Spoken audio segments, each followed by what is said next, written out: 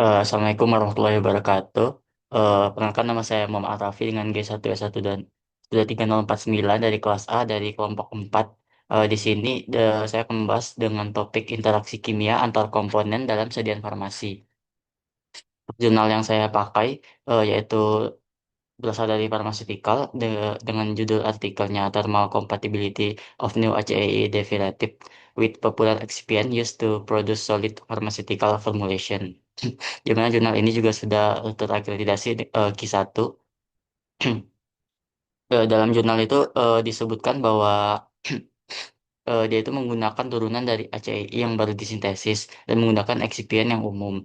Jadi mereka menggunakan metode thermal yang digunakan untuk mendeteksi interaksi antara obat tersebut dan excipient yang umum digunakan dalam industri farmasi. Nah, di antara excipient yang umum digunakan yaitu ada glukosa anhidrat, laktosa monohidrat, selulosa mikrokristalin, pati jagung, dan magnesium stearat digunakan. Dalam farmasi, glukosa anhidrat digunakan sebagai pengencer untuk tablet dan kapsul serta agen toknik.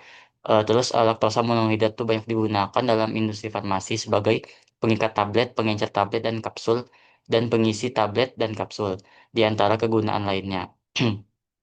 Jadi timbullah suatu pertanyaan di mana bagaimana struktur kimia dari API atau aktif pharmaceutical ingredient atau zat aktif farmasi mempengaruhi kemungkinan interaksi dengan excipient dalam formulasi farmasi.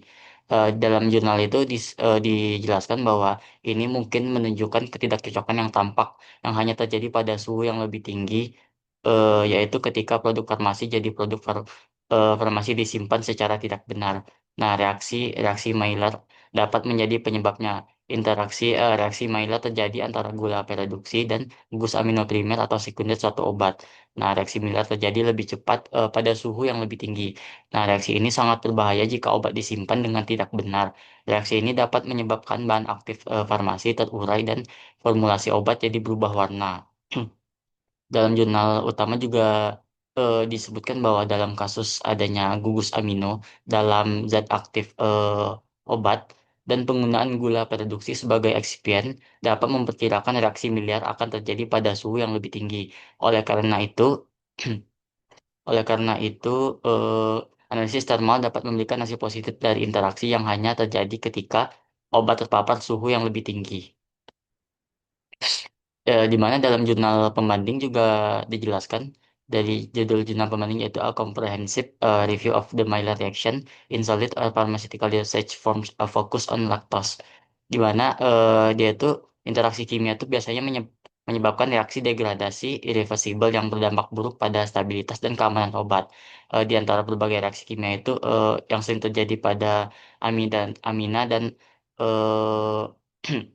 zat aktif yaitu reaksi Maillard sangat penting dan sering ditemui, terutama terjadi ketika eksipien gula reduksi misalnya laktosa, glukosa, dan maltosa dan zat aktif obat yang mengandung gugus amina. Nah, reaksi ini tidak hanya dapat menyebabkan degradasi dari zat aktif obat, juga dapat membentuk pengotor, tetapi juga sering disertai dengan perubahan warna yang terlihat dan bahkan produksi racun sehingga sangat membahayakan stabilitas, keamanan, dan kemanjuran dari efek terapeutik obat.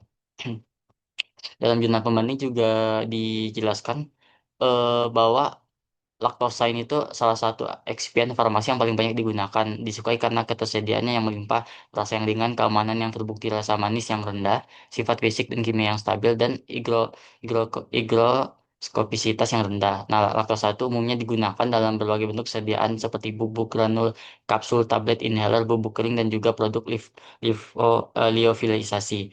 Namun, sebagai gula produksi, laktosa berpotensi mengalami reaksi Maillard dengan struktur amino dalam zat aktif obat yang mungkin menyebabkan degradasi zat aktif obat, perubahan warna, pembentukan pengotor, atau bahkan deaktivasi dari obat. Nah, studi menunjukkan bahwa laktosa dapat mengalami reaksi Maillard tidak hanya dengan asam amino primer, tetapi juga dengan sekunder dan tersier. Di mana ini juga dijelaskan selain itu jenis-jenis amina dalam zat aktif obat sangat mempengaruhi laju reaksi dan reaktivitas amina primer yang lebih tinggi dibandingkan dengan amina sekunder dan tersier tidak terlalu terjamin. Nah, interaksi tersebut tuh biasa dipengaruhi oleh beberapa faktor. seperti faktornya itu ada jenis-jenis aminanya, halangan steriknya, efek elektronik, dan fitur struktural obat ketika reaksi Maillard terjadi.